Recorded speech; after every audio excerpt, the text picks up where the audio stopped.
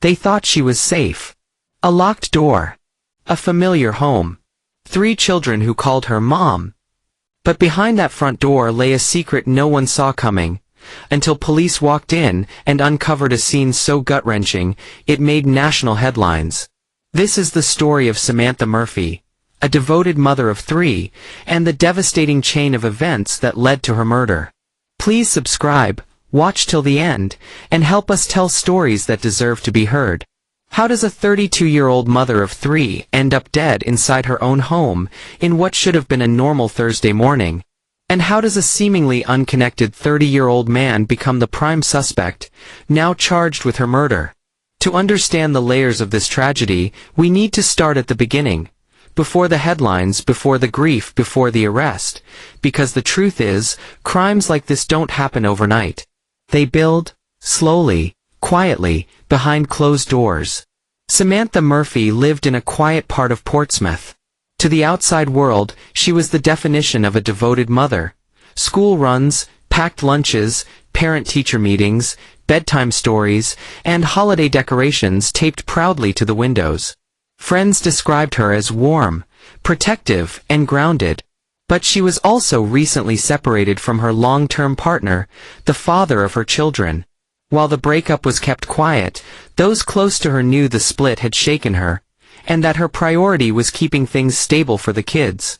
She'd been picking up extra shifts at the local pharmacy, sometimes working late into the evening, juggling everything on her own.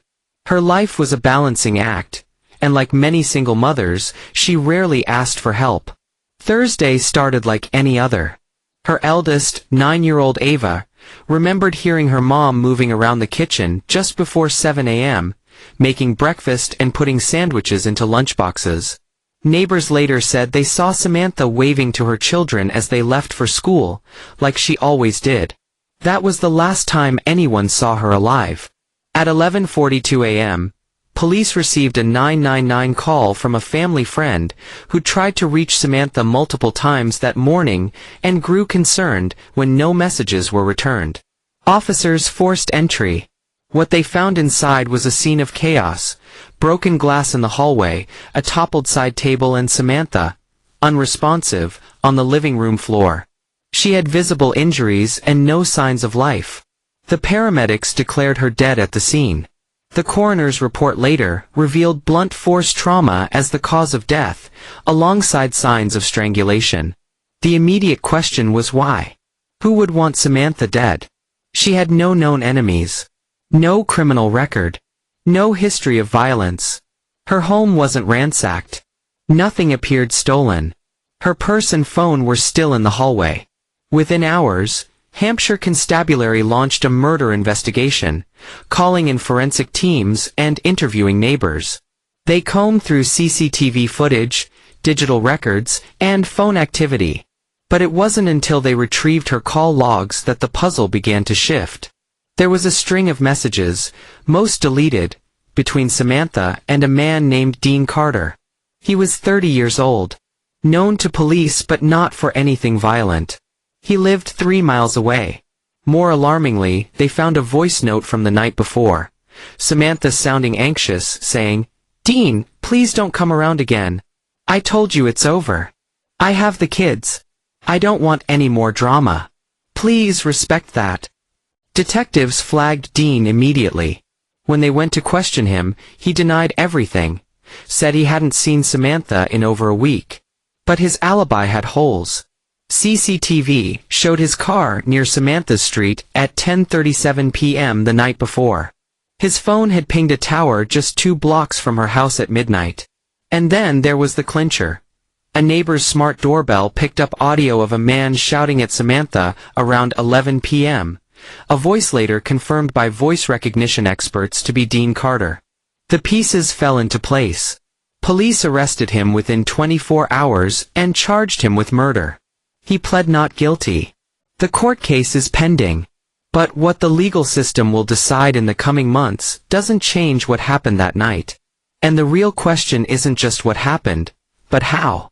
How does a woman like Samantha, a woman loved by her community, grounded in routine, and fiercely protective of her kids, end up alone and vulnerable enough to be murdered inside her home? The answer lies in patterns. Because while this story has unique pain, it follows a common thread, one that repeats across hundreds of cases each year in the UK and around the world. First, there's the pattern of isolation.